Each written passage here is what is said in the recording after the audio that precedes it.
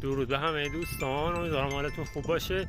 امروز من میدون نقش جهان که پشت سرم میبینیم و اینجا بذاریم اینم دور میتابه نه به امارت زیبای آلیقاپو، سردر قیصریه و مسجد شیخ لطف‌الله. تا انتهای ویدیو همراه من باشین. میخوام صحبت های خوبی رو واسهتون ارائه بدم. خیلی مخلصم.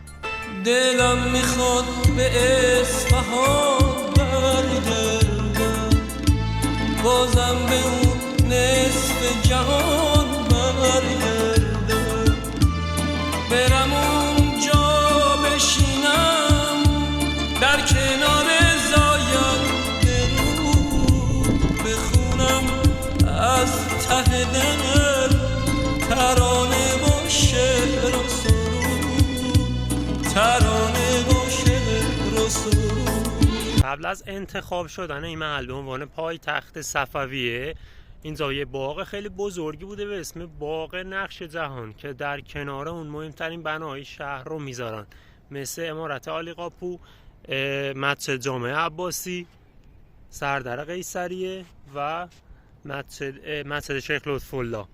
طول این میدون از شمال تا جنوب 500 متره، عرضش 165 متره و مهمترین چیزایی که باید راجع به این ویدیو بدونی اینه که اینجا محل رژه ارتش چوگان بازی میکردن که دوتا دروازه سنگی در پایین تصویر الان واسهتون میذارم.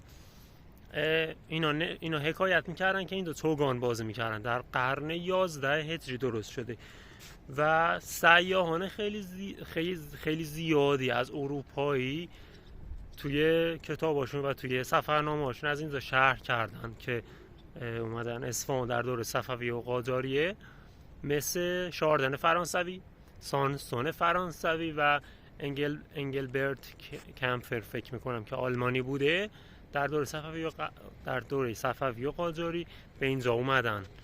ممنون میشم که فالو کنید. مرسی.